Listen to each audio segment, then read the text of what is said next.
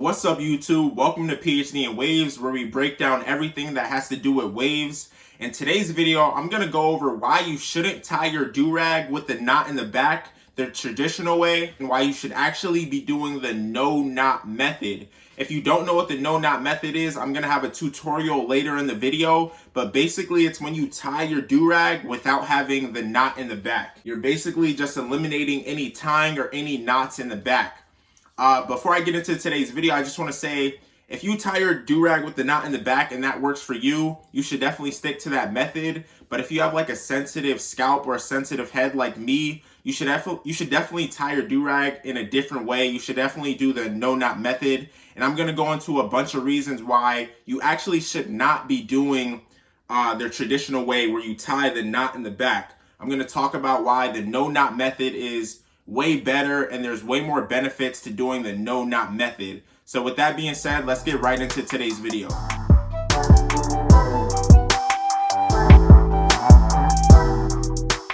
So the first reason why I think you should be doing the no-knot method and why you shouldn't tie your do-rag with the knot in the back is because there's an uneven distribution of force.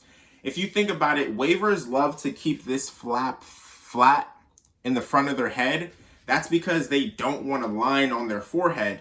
But at the same time, people are tying their do-rag with the knot in the back, and there's this fat line in the back of your head, and that's going to create an indent in the back of your head. If you notice when you take off your do-rag, sometimes you have this crazy like indent in the back of your head. That's because all the force is being pulled to the back of your head, and when it's tight, it's going to leave an indent in the back of your head, and that could cause a bunch of other problems. You could get like ingrown hairs, you could get pimples, and you could actually just crush your waves. If you ever like notice that you're losing progress or you're not gaining progress in the back of your head, that's because you're actually crushing your waves, because everything is being pulled to the back and all the force is on the back of your neck, and you're just crushing your waves. For me, like I said, before I found the no-knot method, I would get pimples, ingrown hairs, and I had this big indent in the back of my head, and my scalp just wasn't able to breathe. You have to know the difference between compressing your waves and crushing your waves. In my opinion, with the knot method, you're actually crushing your waves because all the force is being pulled to the back of your head, and there's not an even distribution of compression. So with that being said, those are the reasons why I think nobody should be doing the traditional way where we tie the knot in the back. And right now I'm going to show you guys the no-knot method and why I think the no-knot method is way better.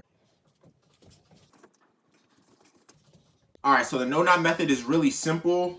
You're basically just going to put on the do-rag how you would normally put on any do-rag. Just put it over your head. Just put it over your head like that. And then you're just going to take the two strings and put them behind your ears. Basically just going to put it behind your ears. So now you're just going to hold on to one, and then you're going to bring the other side around the back.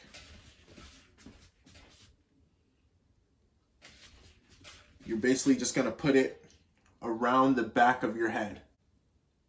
So basically you're holding this side while you're pulling this side around your head, and then you're going to take this and then just put it behind your ear like that. And you're just going to keep holding on to this side, and then after that you're going to wrap it around your head one more time. You're going to wrap it around, and then at this moment you're just going to tuck this in. You're just going to tuck this flap in under there.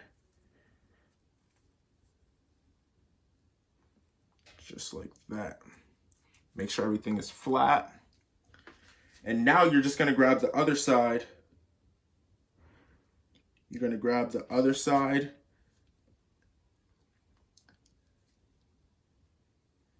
Then you're just going to wrap it around. Make sure it's flat.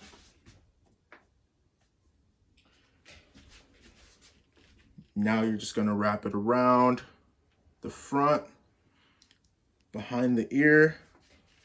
All right. And now what you're gonna do is you're gonna tuck it under one. You could tuck it under both, but I found that it's easier to just tuck it under one. You're gonna pull it tight. Then you're just gonna tuck it under. Just like that. All right, so now as you can see, everything is flat. There's an even distribution of force all throughout the head. Everything is flat.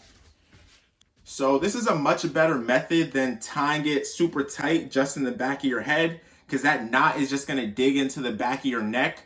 But with the no knot method, everything is just nice and flat and even. Nothing is digging into your head. And this is a pretty tight fit. I have been doing this method for like, 5 to 6 months, and my durag has never fallen off. There's no problem with compression. Everything is nice and tight. And it's just an overall better way of tying your durag.